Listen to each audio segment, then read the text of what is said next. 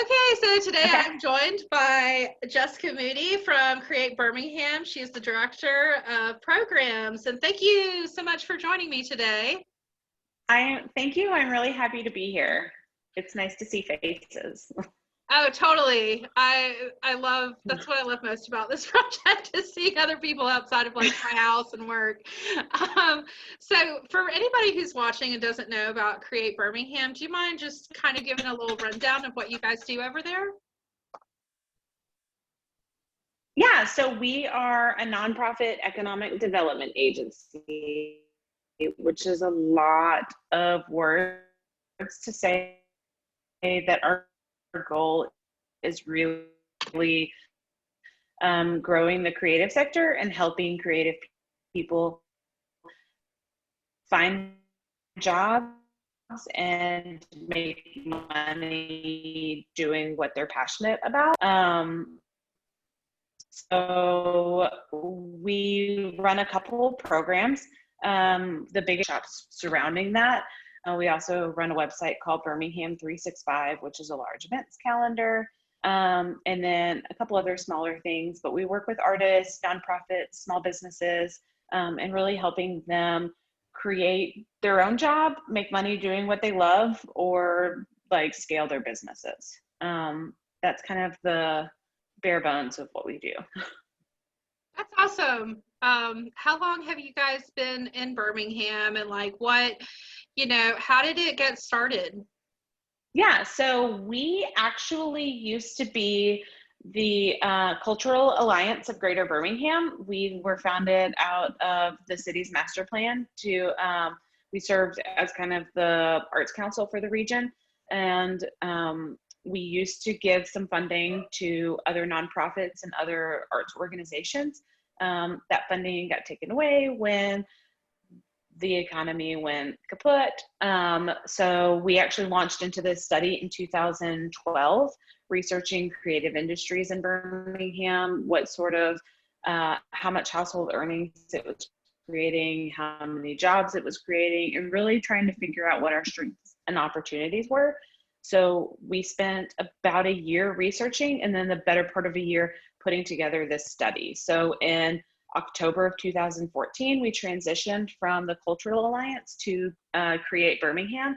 And we had this huge, like 90-page report with 32 recommended actions for how to grow the creative economy. And it really made sense for us, with all of these connections, to be the one that kind of takes charge of making sure this stuff gets done. So out of some of that, like the recommended actions were things like, our artists were saying, we don't know how to take this like print my art and make a sustainable business out of it. So that's really where co.starters came into play. So, and then the other thing was like relaunching the film office. So it's really become like a blueprint for what we do as an organization. So all that to say, we changed our name in October of 2014, and we've been Create Birmingham since then. So I was wondering if you could explain a little bit about co.starters for anyone who's watching who might not be familiar with what that is. Yeah, so we run the program about 3 to 4 times a year.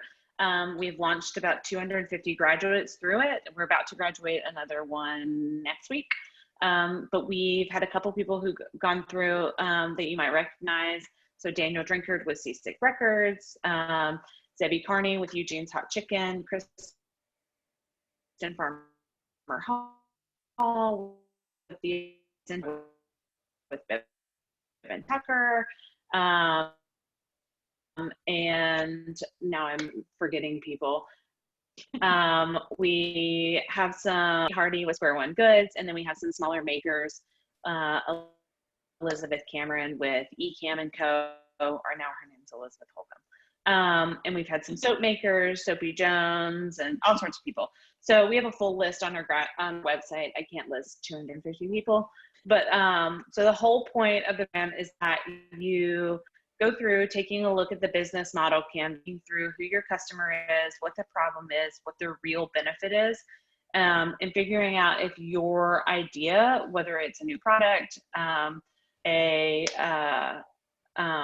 an actual business, or just even like a small concept, It can even be like a passion project for your community.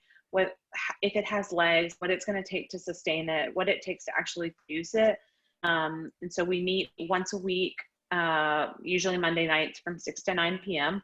for about 11 weeks, and taking a look at each of those different aspects. It's a small group of about 12 to 14 people.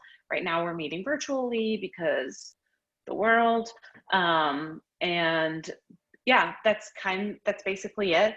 We've launched a couple other programs because of that. So it's actually a huge program out of Chattanooga. We've licensed it to run it here. So we've been running that since 2014.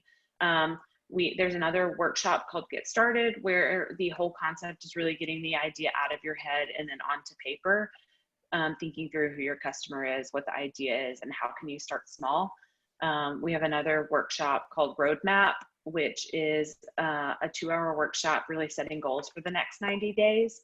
And then we also created another thing called Recovery Bootcamp, which is a 4-day workshop. It's like 4 90-minute sessions. It's the taking a look at your business and thinking through the whole thing as quick as possible. How can you pivot? So I use the boat analogy a lot. So right now, small businesses kind of feel like they're drowning, and they really need to take time to build a boat, to tread water for a little bit.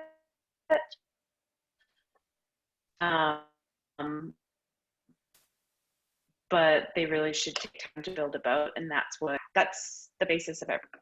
Maybe not. I feel like that's a good analogy. Yeah. So I use the analogy. I feel like in Moana, when Moana is on the boat, and she's like, I give up. The world is awful. Why did the ocean choose me to restore the heart of Te Fiti? And she's like standing on the boat, and Grandma Tala comes out there and is like, no, the ocean chose you. And she goes down to get the heart of Te Fiti.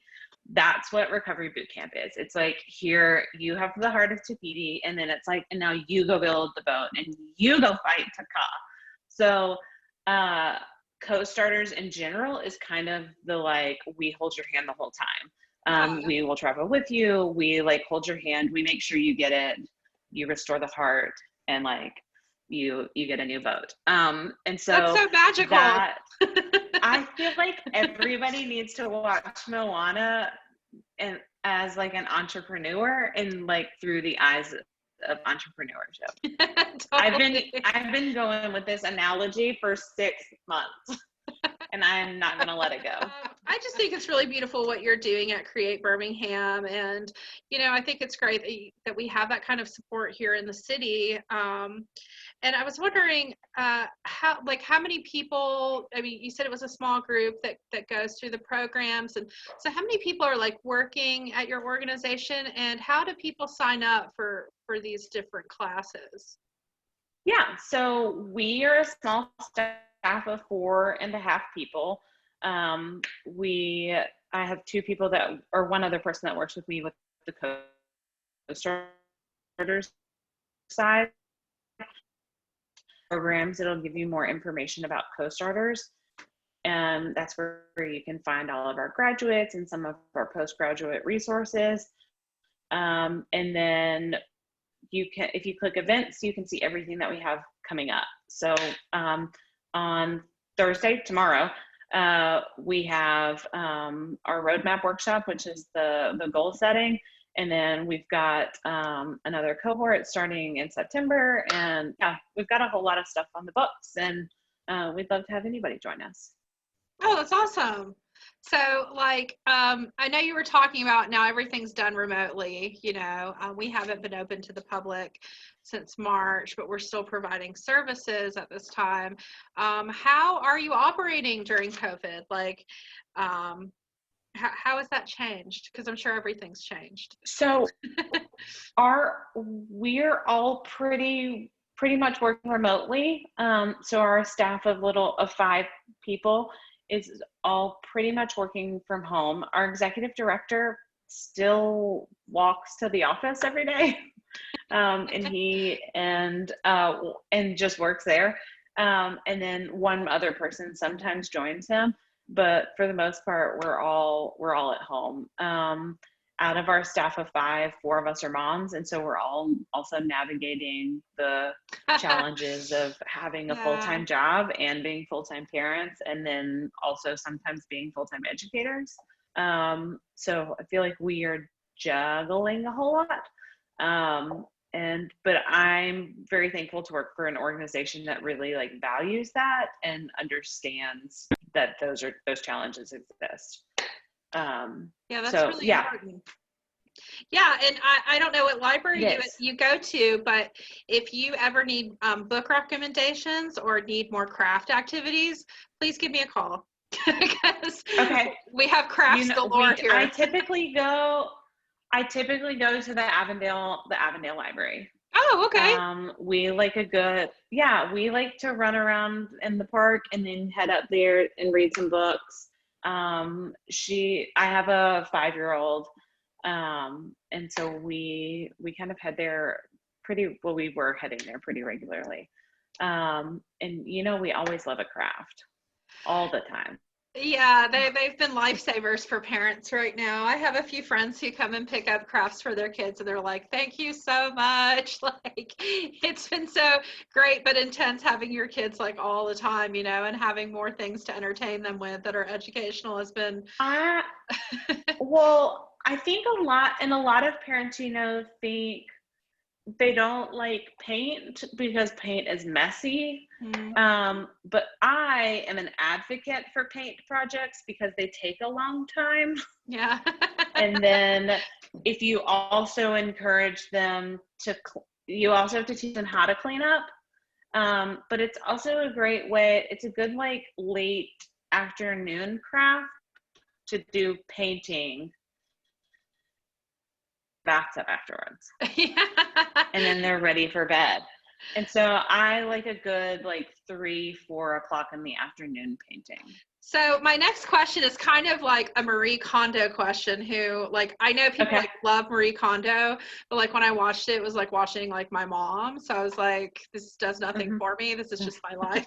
but like, the great concept of like what brings you joy. So I want to ask you like what brings you joy, especially right now. And like, have you picked up any new hobbies or like, what's keeping you sane?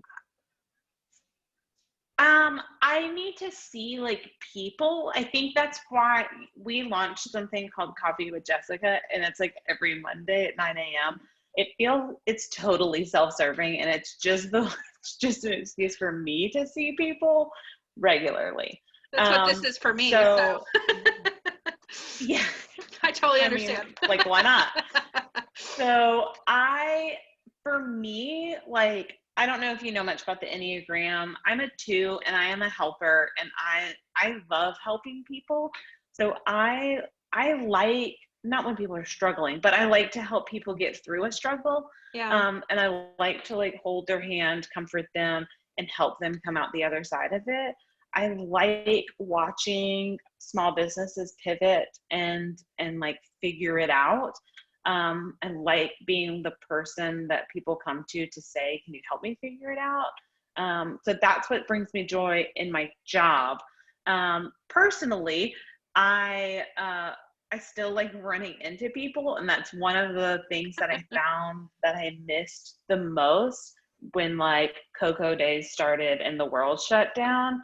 Yeah. Is that because we worked downtown, when I like walked to Revelator and walked back, which was like half a block. And so I thought that I missed like interactions with like friends, but what I really missed was like interactions with strangers or like impromptu interactions with people that I know. Yeah. So like sometimes I'll go pick up food from the Essential and still run into people. And I'm like, oh, this is what feeds my soul. It's like running into people that I know, but like unscheduled. I also I really do love to craft, and like, I like the I like having a 5-year-old because it gives me an excuse to like whip out old craft supplies. Like we did like fun stuff with like, we did like fun stuff with India ink not too long ago, and like made like lots of fun watercolors and like just experiment and paint on plywood and go on walks. And I kind of love all of that stuff, like just general crafting and general creativity sort of stuff. And I like to read. What are some of your favorite books and movies, or what are you currently watching or reading? Right now I'm reading 2 books, Trust Exercise by Susan Choi. And then I'm reading another book called Wow, No Thank You. And now I can't remember her name. But it's like a book of essays. And it's they're pretty funny. I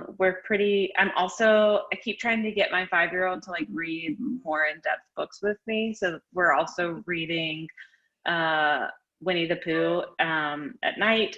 And we got this really pretty copy of Wind in the Willows that we're reading. Oh, yay. And like the full unabridged, like chunky version of Wind in the Willows. And it's like a beautifully illustrated version. I love it because it's hard because I get it. It needs to be like visually stimulating for kids to get through it. And so we found one with just like really pretty pictures, like, and then, so yeah, that's what we're reading as a family. And favorite movies, I don't know. I feel like people ask me this all the time and I don't have something that I'm like, oh, I'm obsessed with this. Except like, I feel like when people ask me, it will change from day to day. Right. I told someone the other day, like in 2 weeks, it'll be a completely different answer.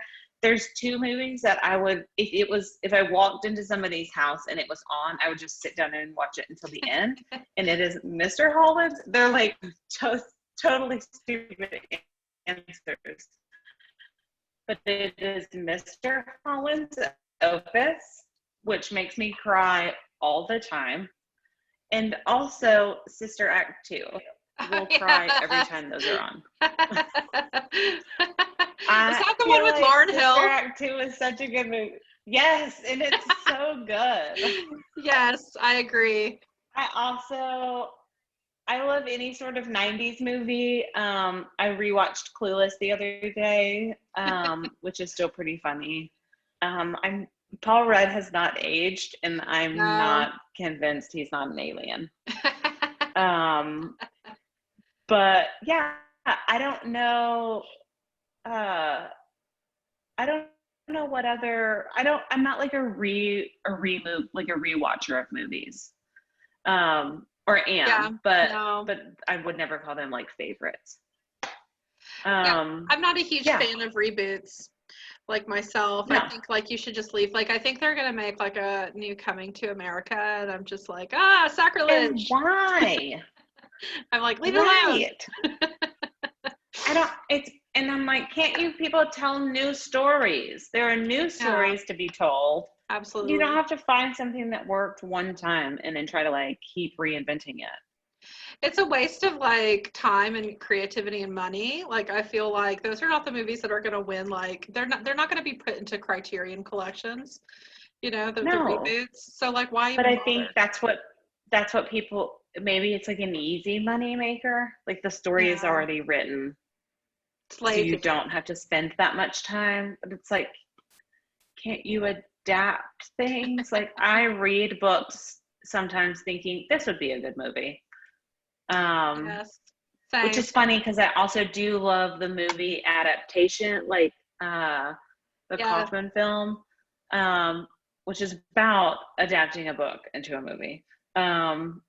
So I don't know. I just wish they would tell like new stories, which is why I also miss like Sidewalk this year, and it's hard to go to with a family, and but I do like watching. I like watching lots of movies and can get sucked into them.